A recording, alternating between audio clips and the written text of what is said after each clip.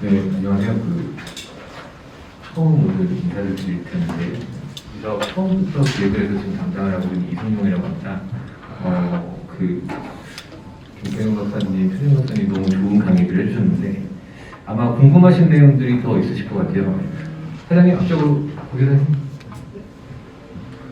궁금하실 게 많을 텐데, 아직 좀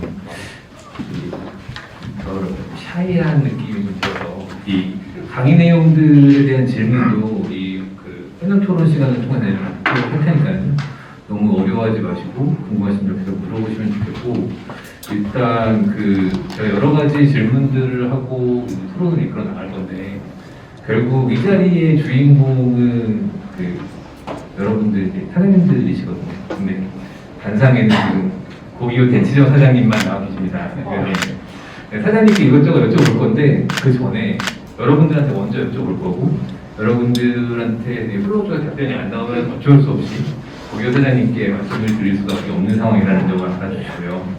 혹시라도 제가 이제 플로우의 질문을 드리면 업계 전후를 돕는다는 차원에서 먼저 이제 플로우에서 이것저것 좀 답변을 해주시고 질문해 주시고 하면 좋겠습니다. 자, 그러면 앉아서 시작을 하겠습니다. 김태형 박사님, 이 박사님께서 보시기에 지금 정육점업계가 물론 잘 되는 정육도 있겠지만 성장을 하는데 한계에 부딪힌다라는 가장 큰 요인은 뭐라고 생각을 하세요?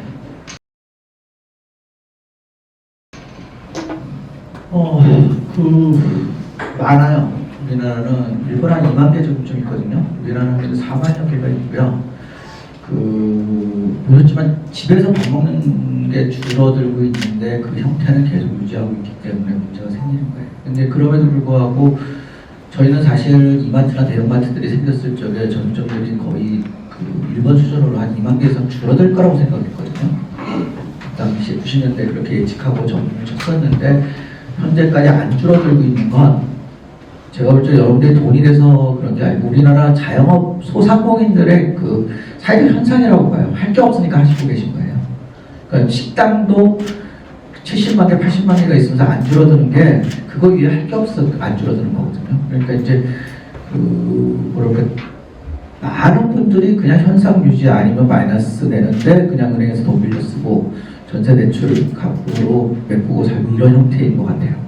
그러니까 이게 지금 산업 자체가 가능성이 있느냐라고 보면 분명히 잘 되는 10%는 오진다의 돈을 버는다. 근데 이제 대부분 한 20, 30%는 계속 안 되면도 불구하고 이직할 수 있는 부분이 없는 거죠.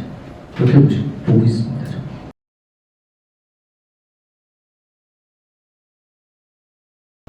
그러면 이게 외부적인 요인도 있고 정리를 해보면 내부적으로도 뭔가 훈련받지 못한 창업자들이 시장에 뛰어들어서 봤다고 볼 수 있을까요?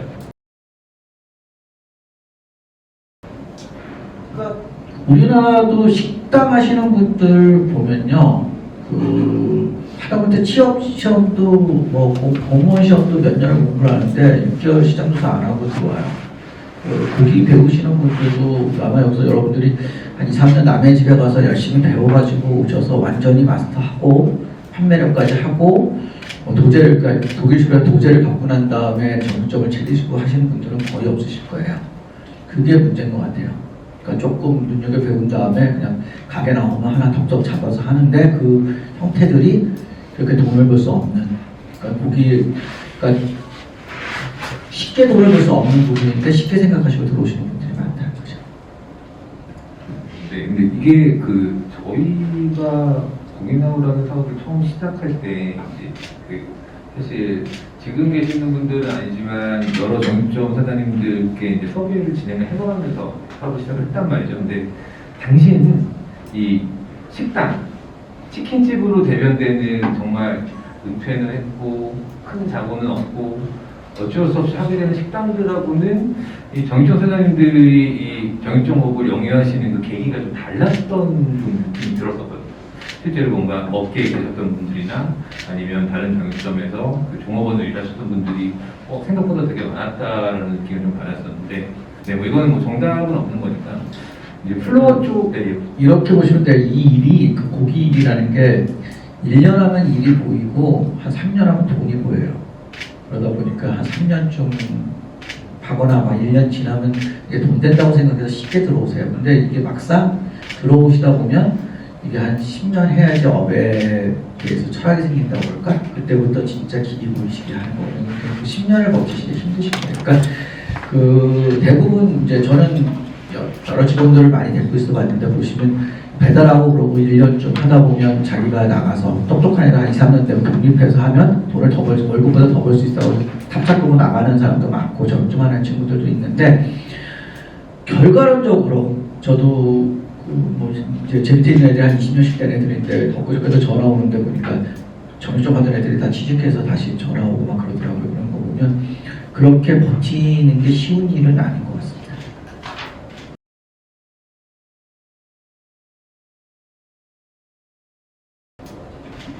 네, 그러면 이제 그 밖에서 보기에 정육점업이 어려운 점에 대한 질문을 드려봤고 실제로 경영하시는 사장님들께 한번 여쭤볼게요. 대표님께서 생각하시는 이제 이 정육점 경영의 어려운 점 말씀 해주실까요? 제가 대표자를 어디서 아까 말씀하신 대로 지금 일본보다 거의 2배 가까이 오는 거 그게 이제 사실은 재산 깎아먹기라고 하기도 하지만 너무 많고요. 그다음에 이제 큰 데들이 워낙 단가면서 우위를 점하니까 그게 가장 힘든 부분인 것 같아요. 그 두 가지는 뭐 다들 느끼시겠지만 그런 것 같아요.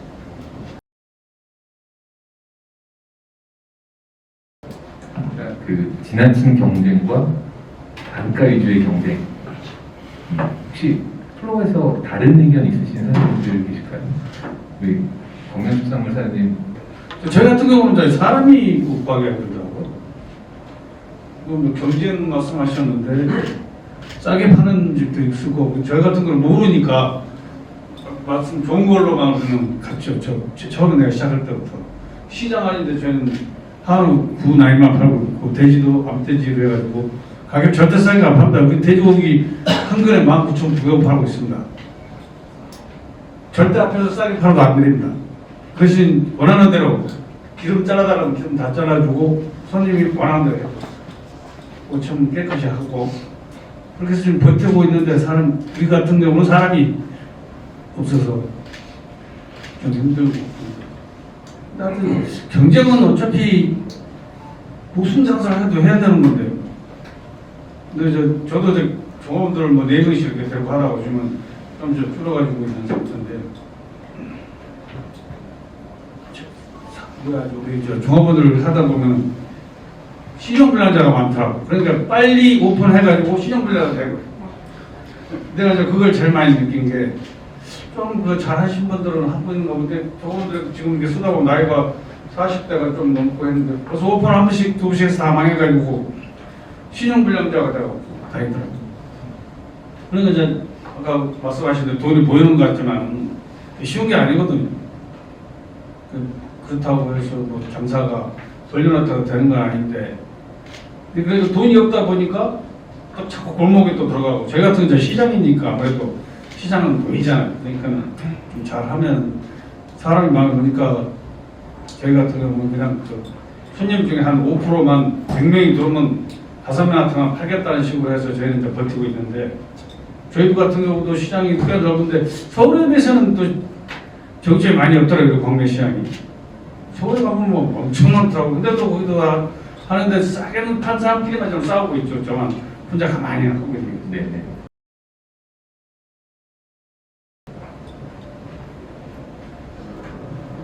네, 정말 그 인력 채용에 대해서도 사실 저희 같은 기업도 되게 어려움을 겪고 있거든요. 그러니까 이 자영업을 하시는 그것도 뭔가 좀 특별한 기술이나 뭐 경험이 필요한 정육점에서는 더 심할 거라고 예상이 들고요. 그 한 가지 조금만 더 좀 구체적인 질문을 저 사장님들께 드려보고 싶은 게 이 정육점업이라는 게 여러 가지 중요한 그 요소들이 있겠지만 첫 번째는 그 공급 쪽에서 또 중요한 일들이 있어요. 노하우들이 필요할 테고 두 번째는 잘 팔아야 되는 건데 잘 잘 파는 거는 뭐 좀 차치하고 공급을 받는 측면에서 뭔가 어려운 점이 있다거나 아니면 이런 게 좀 뭐 도와주는 업체가 있었으면 좋겠다라거나 이런 문제점을 갖고 계시는 분들이 혹시 없으실까요? 여기 뭐 다들 사장님이시니까 저도 구매를 직접 다니긴 하지만 사실은 좋은 거 가장 큰 데들이 먼저 가져가고 그 다음에 제일 저렴한 거 또 큰 데들이 가져가고 그리고 이제 남은 것들 중에서 저희는 골라야 되는 입장이다 보니까 사실은 제 눈에 사실은 마음에 들지 않지만 선택폭이 워낙 좀 좁아지는 거예요. 선생님 폭이. 그래서 거기서 그나마 제일 마음에 드는 걸 가져와서 판매를 하다 보니까 이제 사실은 더 자신 있게 팔지는 못해요. 품질적인. 그 가격적인 면이나 품질적인 면에서 어디랑 비교를 당하면 사실은 조금 위축이 되고 그러니까 이제 나도 좀 많은 데서 고르고 싶다라는 그게 있죠. 좀 간절함이 있는데 사실 그게 힘이 없으니까 돈도 없고 그다음에 그게 너무 힘든 거예요.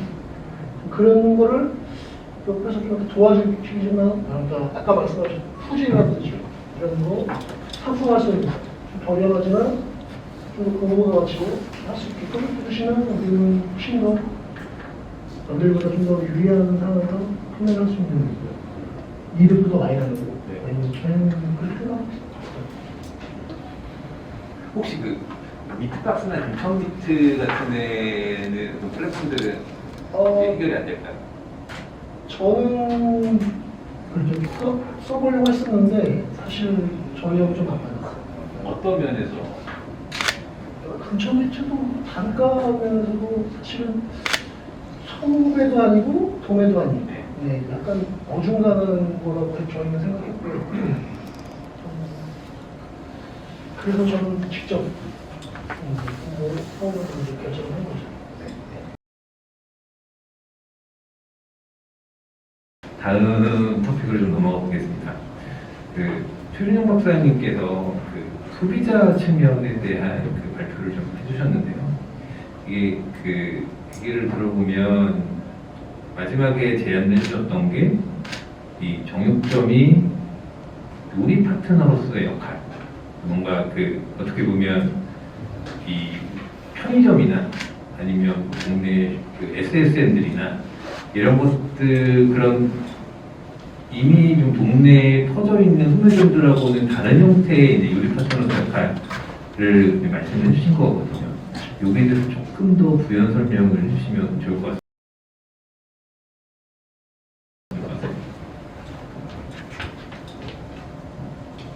저도 막연하게 이제 생각이 드는 거죠. 그러니까 이제 뭔가 좀 저녁 때 뭐 먹지? 뭐 해 먹을까? 라고 생각을 했을 때 사실 많은 사람들이 뭐 해 먹을까라는 생각이 드는 입장에서 봤을 때 이제 표준화된 공장에서 나온 것 같은 이렇게 마트에 깔려있는 건 웬만하면 하기 싫거든요. 근데 이제 거기에 대해서 그 다음에 내가 뭘 해야 되지라고 했을 때 좀 답답한 게 있는데 그때 누군가 이거 좋으니까 이거에 섞어서 어떻게 김치랑 뭐 섞어가지고 이거 넣고 한 1분 정도 끓인 다음에 이 소스 부어서 드시면 괜찮습니다. 집에 두부 하나 있으면 같이 넣어서 좋고요.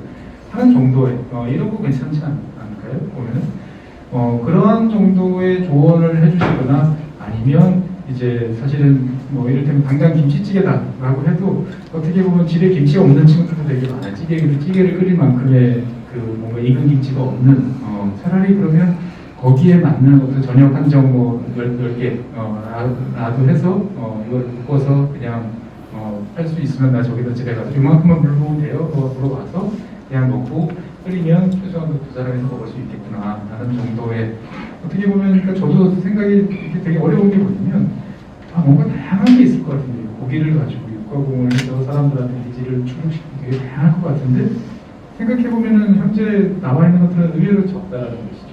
돈가스, 그 다음에 양념육, 그리고 뭐 이제 이런 정도 그렇다고 이제 더 넘어가려니까 반찬가게 영역처럼 이제 생각이 되다 보니까 어떻게 보면 정말 아까 김 교수님 말씀해 주신 것처럼 고기 베이스의 반찬 가게로 넘어가야 되나라는 생각도 들고 그 다음에 어떻게 보면 동네 밀키트 정말 신뢰할 수 있는 이게 어디서 와서 어떻게 굴러왔는지 모르는 게 아니고 저 아저씨가 저 사장님이 오늘 이렇게 만들어 만들어 참 맛있다. 오늘은 뭐네. 라는 식으로 이렇게 가는 쪽이 좀 낫지 않을까. 사실은 여기에 대해서 가장 이제 걸림돌은 뭐냐면 일단 와서 사람들이 물어봐야 되는데 그 물어보기까지의 과정이 사실은 안 맞지 않은 과정이고 그것들이 어떻게 보면 이런 이제 AI라든지 여러 가지 서비스들을 통해서 사람들한테 좀 벽을 낮추면 처음에 일단은 이런 게 있고요. 그다음에 실제로 와서 돌아보시면 더 여러 가지 원하는 것들 해드릴 수 있어요. 라는 식으로 조금 가면 어떨까 싶은데 이거를 또 무조건 가기는 어려운 게 바쁘시잖아요. 그리고 사람도 좋았어요.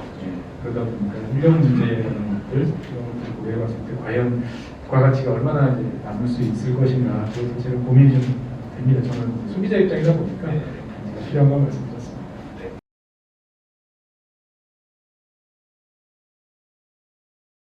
질문 하나 할까요? 네.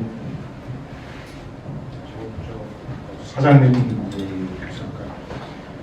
묘 사장님께서 그 인력 문제에 말씀하셨죠. 인력 문제는 좀 대한민국 모든 법이 공통인 것 같아요. 특히 그 골목상권 쪽의 그 인력은 아마 더더욱이나 기업형의 규모가 있으면서 그렇게 체계적 인력을 구하는 것도 힘들어지는데 그런 인력을 구하는 게 이제 앞으로 경쟁 힘들 것 같고 그렇다고 해서 아무나 데려와서 훈련시키는 것도 다 좀 비용이란 말이죠. 이런 부분에서 좀 막연한 아직 저희도 뭐 생각이 없는데 그래서 뭐 같이 이 네트워크 안에서 그 인력을 기초적인 인력이라든가 창업 어떤 그런 거를 좀 해서 인력을 어떤 매출을 좀 해주고 글쎄 또 허황된 얘기인지 모르겠지만 그런 쪽은 누군가가 역할을 해주면 좀 도움이 될까요? 어떨까요? 그럼 좋겠죠. 그런 게 있다면 그냥 배우고 싶어 와서 배우고 싶어 하는 사람도 단순히 인력 서비스 저렇게 해서 이렇게 저희 가라가 아니라 약간 기초적인 어떤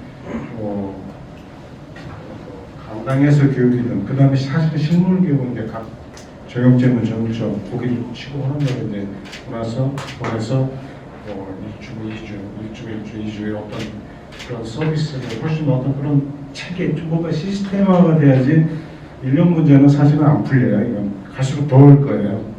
그러니까 그게 지금 우리 지금 인구가 없잖아요. 인구도 꼭 하고 싶어는 또 이 업에 하고 싶어하는 사람은 또 더욱 없어질 거라는 와서 배워서 그전에는 계속 배워서 이렇게 시켜서 했는데 지금은 이제 일부러 배우는 게 아니라 요즘엔 좀 차라리 나이가 드신 분들이 이제 배우려고 하더라고. 나이가 드신 분들이 배우려고 하는 거. 뭐 나이는 상관없고요. 네, 절반에 없으니까 이제 그런 부분이 이제 그거는 글쎄요, 그거는 이제 뭐 그분의 어떤 체계적인 시스템에서 공급이 될 수 있는 물론 그렇다고 이제 일반 회사에서는 안 되고 요새 뭐 지금 나라에서 무슨 교육 시킬 때 보조가지고 교육시키는 게 많은데 그 부분은 없더만요. 그거를 그러니까 엮어야 된다는 얘기죠. 어떤 식으로 엮어서 부처링 말고 영업 방식, 서비스 방식, 태도 이런 것까지 교육을 다 해야 돼요. 그리고 뭐 하다못해 SNS 마케팅까지 교육을 시켜야 되는 부분들이 있어서 인력을 해결하는 가장 간단한 방법은 지금은 해외에서 인력을 받을 수밖에 없습니다. 그러자면 말하자면 그 거기 나온 대상에서 어떻게 하냐, 그 베트남 가면 K마켓이라고 한국 그 슈퍼마켓 있거든요. 거기 정육 코너하고 제휴를 하시고 해놓고 거기서 정육점에서 6개월 이상 일하는 아이 친구들을 한국에 데리고 오면 거기 베트남에서는 30만 원이거든요 월급이. 여기는 300만 원, 200만 원 받아가기 때문에 거기서 우수한 아이들이 여기 6개월씩 파견오고 다시 보내고 왔다 갔다 해서 인력 교류를 시키면 상당히 뭘까 안정적인 인력을 공급받을 수 있는. 단지 언어가 힘들어서 그런데 또 그건 한국 마켓이니까 그런 것도 훈련도 할 수가 있고요. 그리고 그 언어 교육, 그다음 고기 다루는 게 거의 같아요. 그래서 그게 부위별, 특히 삼겹살을 어떻게 써는 게 제일 중요한데 삼겹살을 썰어서 판매를 하고 있는 친구들이기 때문에 그런 식으로 푸는 것들이 가장 단순한 방법. 기업에서 하시면 가능해요. 기업에서 지금 네트워크 하시는 분들한테 그 네트워크에 여기 가입하지 않은 사람들한테 200만 원을 받는데 가맹한 주들한테는 뭐 50만 원씩 교육을 받는, 아니 무료로 해준다든지 이런 식으로 하면서 교육을 시키시면 그런 고민을 저희도 같이 하거든요.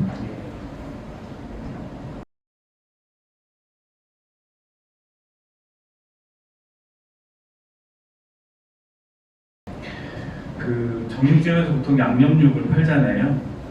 네, 그러면 그 주부들의 선입견이 별로 좋지 않아요. 그러니까 뭐 고기가 좀 안 좋은 거를 양념했다라는 선입견이 있는데 그런 거에 대한 개선 방법이 있는지, 그리고 아까 말씀하시기는 맛있는 고기는 원료 수급의 문제, 그러니까 원료 수급을 잘해야 되는 게 1차적으로 방법이겠지만 수가공 과정에서 무슨 여러 가지 장비나 이런 걸로 해결할 수 있는 부분이 있는지 그거 좀 여쭤보고 싶고, 그리고 마지막으로 그 밀키트 말씀하셨는데 왜 공장에서 만든 그 육개장은 맛이 없고 직접 끓인 육개장은 맛있잖아요. 정육점에서 그런 걸 한다면 앞으로 어떤 부분들이 좀 보완돼야 가능한지 세 가지 좀 여쭤보고 싶어요.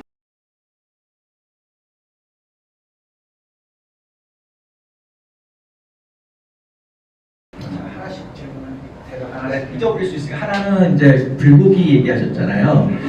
우리나라 불고기가 왜 맛없냐라고 생각하냐니까 물반 고기반이에요. 그리고 불고기라는 건 타이밍이 있어요. 그 사이프라이스가 있고 오래 놔두면 변색이 되고, 여러분들은 불고기 만들 때 연육제 때려넣으셔서 시간만은 줄이 된다. 그러니까 연육제를 안 쓰시고 그 타이밍을 정확하게 지셔서, 그 맥도날드 뭐 30분 만에 햄버거 팬케이크 시키듯이 우리는 2시간 이상 점이지 않습니다. 그러면 돼요.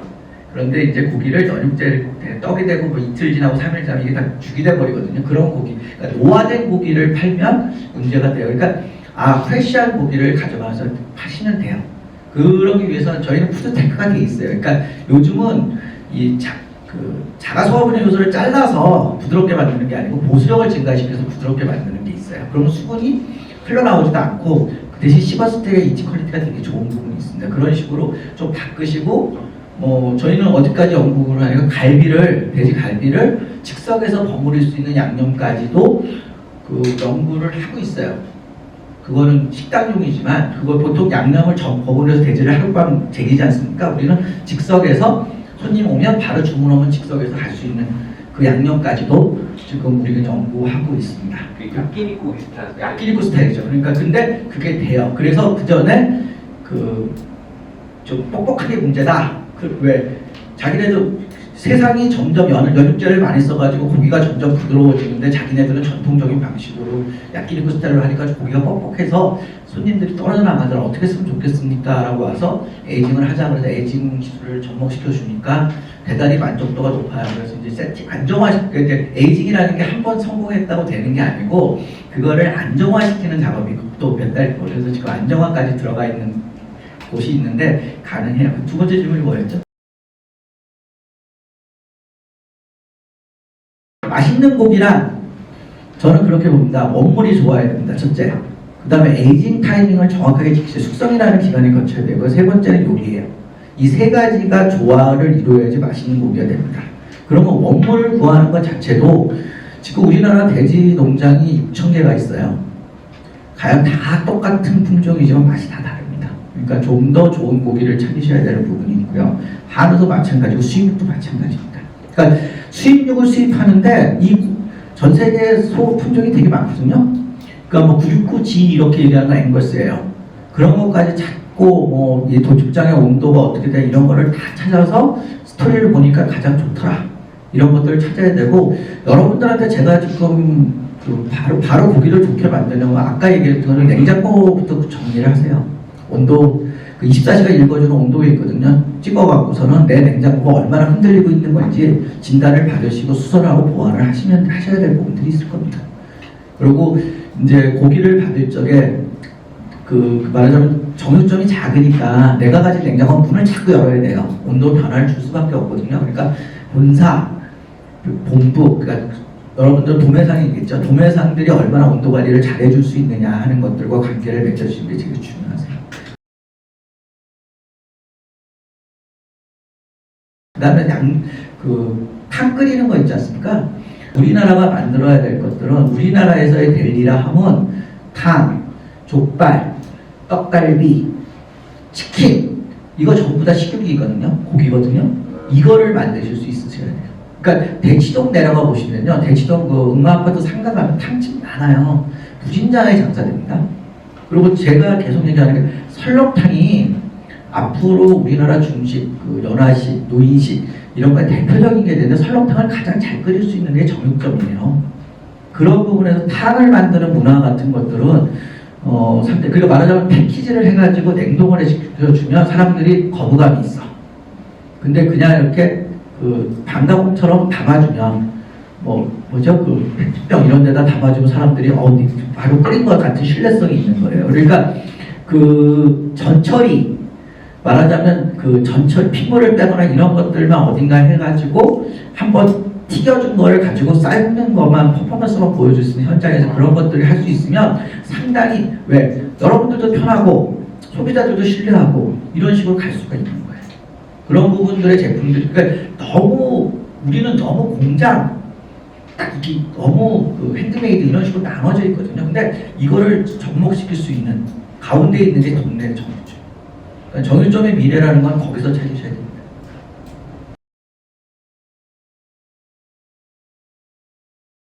다음 주제를 좀 넘어가려고 하는데 좀 원천적인 주제입니다. 이거는 일단 꼭 한번 플로우에서 말씀을 나누셨으면 좋겠고요.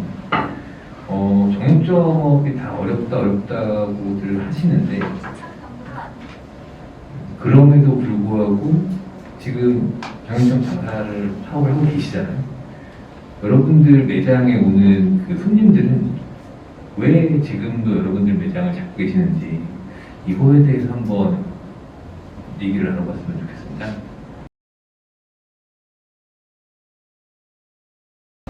저는 이제 정점 이제 한지가 2년 됐거든요. 네.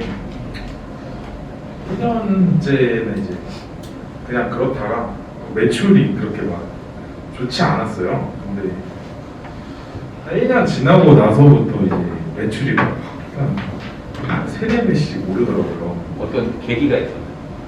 일단 오면은 저 같은 경우는 그냥 손님들 오면은 진짜 인사부터 잘하고 항상 약간 웃으면서 하고 일단은 저는 좀 이제 어느 정도 사잖아요. 사면 이제 고기 좀 잘 주거든요. 네, 잘 주고 그리고 거리 가까우면 난 퇴근하고 이제 갖다 주고 그리고 이제 딱 이제 금호동이 이제 할머님들 할아버님들이 많이 계시는데 오시면 이제 그냥 커피 한 잔 드리면서 의자 앉으시라고 하면서 이제 말 걸어주면서 이제 떨어지면 좋아하시더라고요. 이제 나갈 때도 이제 이런 좀 친해지면은 이제 매출이 잘 오르더라고요. 그러니까 그렇게 하면 잘 되는 거 같더라고요. 다른 거는 진짜 아직 모르겠는데. 지금 만족하세요, 그러면? 근데 지금은 만족합니다. 네네. 질문인데요. 뒤늦게 이제 고기 나오고 하고 있잖아요. 사실 오늘 여기 온 것도 이제 고기 나오고 해서 앞으로 이제 그런 어떤 시장 점유율이 아직은 좀 미비하니까 열심히 근데 항상 행사를 하고 할인을 되고 지원을 해주면 이제 돈이 들어오고 안 하면 툭 끊기고 앞으로 그런 문제를 앞으로 어떻게 좀 해결하실 수 있는지 계획이 있으신지 여쭤보고. 이 IT적으로 시스템이 되게 부족해요. 저희가 빨리 시장에 런칭을 시키려고 아주 기본적인 기능만 갖춰서 오픈을 하다 보니까 그리고 뭔가 고기 나오만이 할 수 있는 마케팅 플랜들이 여러 가지가 있음에도 불구하고 시스템을 잘 받쳐주지 못해가지고 실제로 실행하지 못하고 있는 이런 스테이지라고 보고 있고요. 저희는 그래서 지금 이런 여러 가지 말씀들을 듣고 이런 활동들을 하면 우리 회원들께서 좋아하시겠구나. 이런 과정들을 계속 검증해 나가는 과정을 앞으로 가져갈 거고요. 그러기 위해서는 이런 자리들 계속 많이 가질 겁니다. 그때 계속 이렇게 참여를 해주시면 좋을 것 같고요. 지금 고기 나오는 통계를 간단하게 말씀을 드리면 30대 여성분들이 압도적으로 많아요. 근데 여러분들의 매장에 과연 30대 여성분들이 많이 오시느냐, 주 고객들이 어떤 층이냐에 대해서 좀 얘기를 해보고 싶거든요. 그런데 저희가 뭐 당연히 어플리케이션이니까 30대가 많기는 하겠지만 생각했던 것보다 훨씬 더 높거든요, 30대 여성이. 이 점에 대해서 뭔가 저희가 앞으로도 이 처음에 정충 사장님들한테 어필했던 새로운 고객들을 만나게 해드리겠다라는 그 가정이 어느 정도는 그 작동을 하고 있다라고 보고는 있어요. 근데 실제로 여러분들 매장에서는 현재 어떤지 이런 얘기들을 좀 들어보고 싶습니다, 사장님. 앞에 계신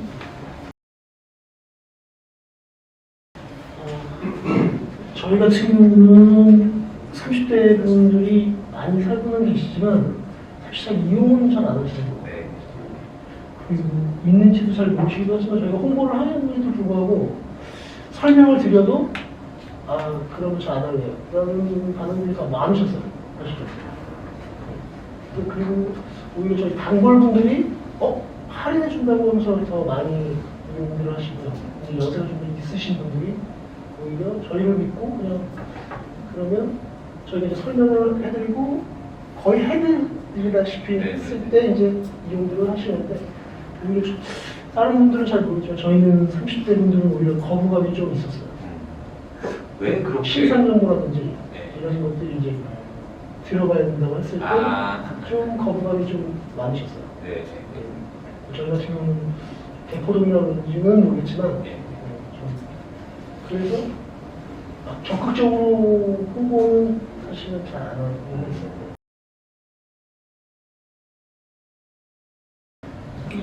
고기 나오면서 지금 인터넷 판매하는 건 손님이 지금 40대라고 보시면 돼요. 그 이상은 우리가 이제 인터넷 이렇게 해서 주문하고 이걸 해서 사는 사람은 지금 30대는 지금 주부가 별로 없잖아요. 30대 후반, 40대 이렇게 가가 요새 엄마들이 뭐 30대 후반 돼야 엄마들이 40대 돼야 엄마들인데 그래서 인터넷 판매 우리 시킨 거 보면 다 젊은 사람들이 시키더라고. 네, 우리 나오면 40대. 40대.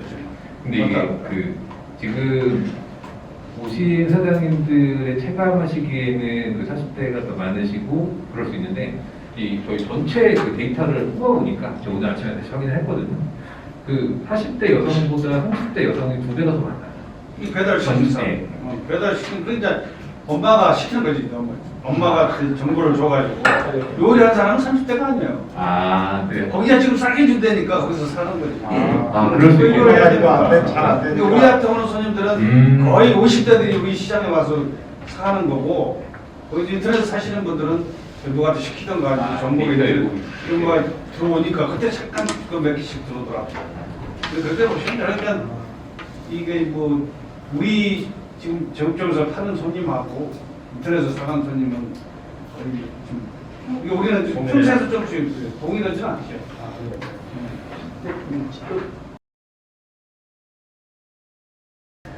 저도 이제 현장에서 이렇게 보면 30대가 고객이 있어요. 그럼 보면 이제 엄마도 주문하고 딸도 주문하더라고요. 그 주문이 중복으로 들어오고 사실 결제 금액을 딱 보니까 한 8,000원, 5,000원. 물론 나머지 이제 지원이 되고 그리고 또 픽업을 하면 줄일 수 있잖아요. 그러니까 이제 솔직히 가장 중점적으로 노려야 될 연령대는 40대인 것 같아요. 왜냐면 40대가 고기를 많이 먹어서가 아니라 자녀들이 이제 중고생들은 고기 소비량이 많기 때문에 자기보다는 이제 애들 먹어야 되는 양이 많거든요. 그래서 혹시 고기 나오에서 진행된다면 40대 그리고 오히려 좀 젊은 분들을 타겟하려면 주말 캠퍼 시즌에 저희는 아무 수입 얘기가 뭐 여러 가지가 있어요. 뭐 이렇게 무대갈비도 있고 막 여러 가지 토마호크도 파는데 그런 부분들 소비가 굉장히 많은 편이거든요. 그래서 혹시라도 참고하시라고 말씀드리자면 젊은 층들은 주말에만 쓸 수 있는 쿠폰을 좀 많이 뿌려주시고 주중에는 오히려 40대 그게 더 바람직할 것 같아요. 되게 많은 사장님들께서 어떤 그 불평들을 하시냐면 돼지고기 삼겹살 2만 원씩밖에 안 산다. 거기나라에서는 이런 질문, 이런 불평들 하시는 분들 되게 많아요. 물론 그런 분들은 오늘 안 오셨다라고 생각을 하지만 그러면 생각해보면 삼겹살 2만 원이면 되게 많이 산 거잖아요. 일반적으로.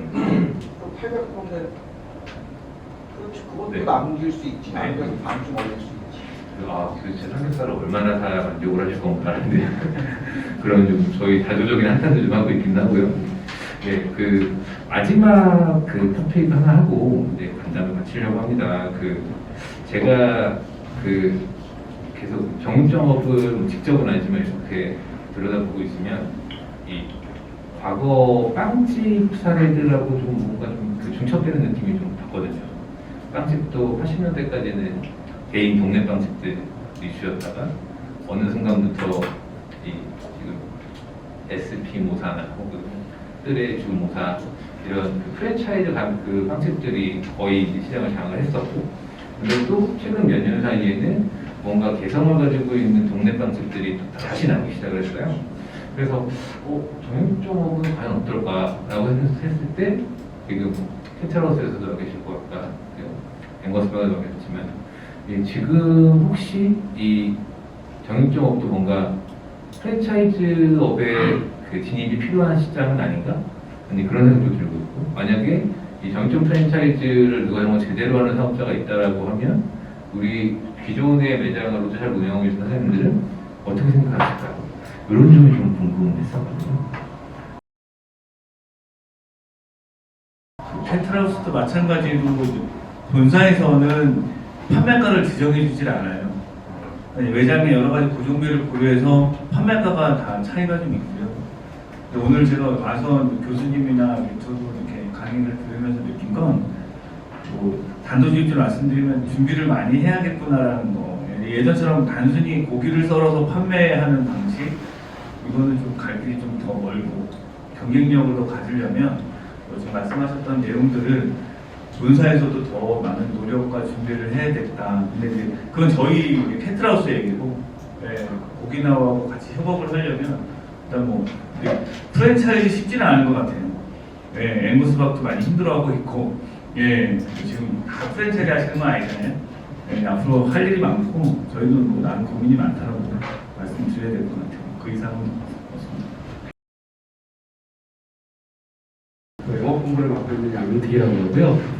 여기 오셨을 때 보면 이제 그 현재 트렌드나 이런 것도 들으실 원해서 오셨지만 저라면 저희 대상 네트워크스 고기나오를 거의 하시면서 그래도 나름대로 대기업이라고 생각하시기 때문에 대상 네트워크스가 여러분들 위해서 어떤 걸 해주시기를 원하는 그런 얘기들도 한번 하시고 싶어서 오셨을 분들도 많이 있으실 것 같아요. 그래서 여러분들이 잘 돼야지 사실 저희가 잘 되는 거고, 저희 그 사장님 포함해서 경영진들도 저희 그 고객사를 바라보는 시선이 옛날같이 그런 시선은 아니거든요. 함께 가서 상생한다는 분위기가 굉장히 많거든요. 그래서 정말 아까 김태경 교수님이나 말씀하셨듯이 저희가 가진 지원이 많기 때문에 남들이 해주지 못하는 그런 부분이 분명히 있을 겁니다. 그런 부분들을 고민을 많이 할 거고, 그런 부분들은 추가적으로 우리 김 박사님이나 최 박사님 통해서 저희가 어떤 방법이 있는지를 발견해서 여러분들하고 공유를 했으면 좋겠고요. 두 번째는 이제 그거 말고 정말 여러분들께서 저희 고기나와 이제 가맹도 가입하시고 회원들 이제 정보들을 많이 보실 텐데, 그러면서 이런 부분은 좀 대상 네트워크스가 대기업으로서 좀 해줄 수 있지 않느냐, 아니면 이런 부분들은 좀 해주셨으면 좋겠습니다. 그럼 저희가 좀 더 매출도 잘 되고, 또 대상 네트워크스의 직영점은 아니지만 직영점 같이 정말로 홍보도 많이 하고 매출도 이끌어 가겠습니다, 갈 수 있습니다라는 혹시 그런 의견들 있으시면 한 분이나 두 분만 좀 들어봤으면 좋겠거든요.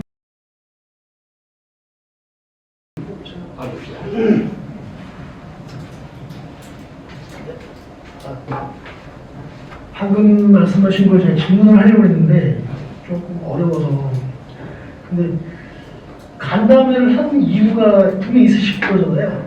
간담회를 이 분들을 다 모셔놓고 간담회를 했을 때는 우리가 뭐가 부족한지를 알고 싶으신 건지, 그게 주력인 건지, 아니면 앞으로 어느 방향으로 갈 건데 어떻게 생각하시냐를 궁금해서 이걸 하셨는지가 첫 번째 궁금하고요.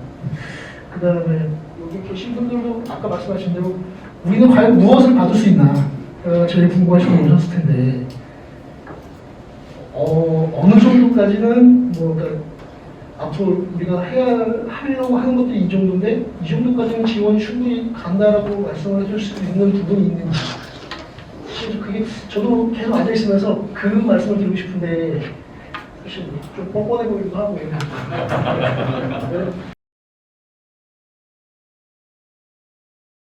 사실은 뭘 바라시는지가 궁금했어요. 뭘 바라시는지 궁금했고, 그리고 사실 가장 저의 오늘 2시 20분까지의 걱정은 몇 분이 나오실까? 과연 저희가 국인학원하는 사업을 하고 정육점 상생을 막 떠들고 있는데 과연 우리는 정육점 사장님들과 어떠한 스킨십을 하고 있었나?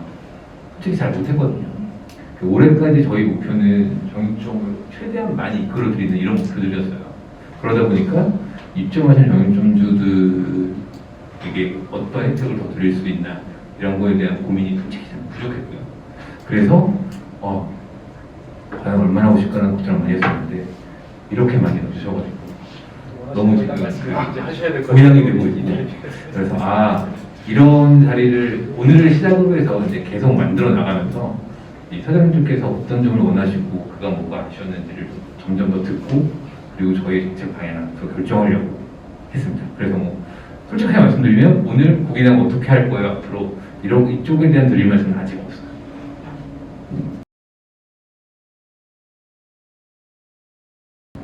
요즘 지금 혜택을 많이 하시지만 물론 혜택을 보시는 분들도 계시겠지만 크게 와닿지 않는 분들이 더 많다고 저는 느끼고 저는 사실 왜 행사를 이렇게 많이 하시지? 라고 생각하고 있거든요.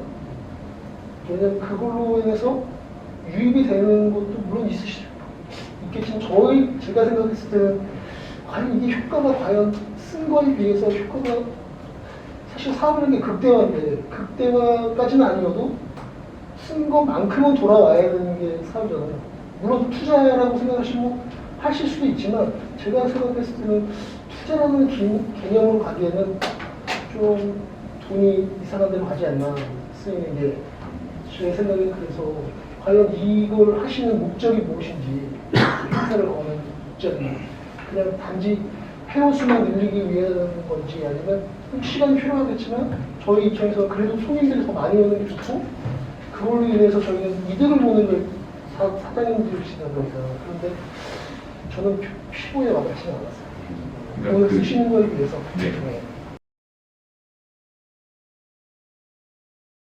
행사를 하는 게 사실 저희의 마케팅 예산의 대부분이 행사로 들어가거든요. 네. 근데 이게 이상한 데로 쓰일 수도 있다라는 이제 표현을 하셨는데 이상한 데로 쓰여봤자 어쨌든 고객에게 갑니다. 그러니까요. 네. 근데 그 고객이 저희의 진짜 고객이 될 것이냐 아니면 행사비만 따먹고 앞으로는 안 오실 고객이 될 것이냐 그거 아직 몰라요. 투자를 하시면 네. 아직 투자를 하고 있는 단계. 대상 네트워크에서 해야 될 건 딱 하나예요. 정육점과 소비자들의 신뢰, 믿음, 확신, 브랜드죠. 브랜드를 만들어주시는 걸 해야 돼요. 근데 그게 각자 다 브랜드를 가지고 계실 거예요. 그게 대상 네트워크의 고기나우라는 엄블레너 브랜드 안에서 하나로 고기나우는 내가 믿을 수 있는 고기야. 장난치지 않는 고기고 맛있는 고기야 라는 것들의 믿음을 하나씩 만들어주는 가정을 하면 소비자들도 고기나우를 찾고 여러분의 정육점을 찾을 거고요.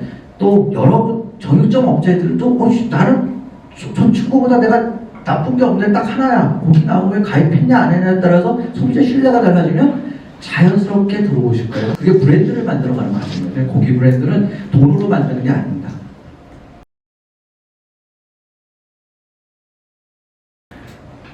네, 혹시 마지막으로 한 분만 더 질문이나 건의사항을 받도록 하겠습니다. 제가 괜한 말씀을 드리는 거 아닌가 싶어요. 아닙니다. 괜한 말씀 듣는 자입니다. 조심스럽긴 한데요. 제가 사실 저희 남편이 사업을 하면서 좀 이렇게 서울페이 뭐 이런 지역 상품권을 쓰면서 갑자기 하루에 매출이 2천만 원이 된 적이 있었어요. 그때 이유가 띵동이라는 사업을 처음 시작을 했었거든요. 서울시에서. 그러면서 서울 제로페이를 쓰면서 50% 할인을 하면서 그리고 또 그 제로페이라는 상품권을 쓰면 고객은 70%의 이렇게 단가로 30%만 내면 10만 원을 쓰면 3만 원으로 고기를 사 먹는 거예요. 그래서 갑자기 2천만 원이 갑자기 들어와서 클릭을 못할 정도로 그때 갑자기 매출이 갑자기 올라서 저희가 나중에 거부를 눌렀어요. 왜냐면 고기가 없으니까, 재고가 없어서.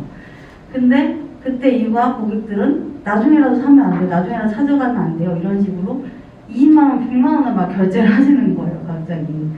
그래서 이제 나중에 고기를 찾아가겠다 이런 식으로 이렇게 결제를 하셨는데 사실 뭐 제로페이나 이런 그 지역 상품권들 있잖아요. 다 시마다 그런 거랑 협작을 좀 하셔서 이게 사업비로 다 쓰시라는 게 아니라 저희한테 뭔가 이득이 되고 서로 상생을 할 수 있는 사업이었는데 그게 그 사업이 그때 반짝하고 없어졌어요.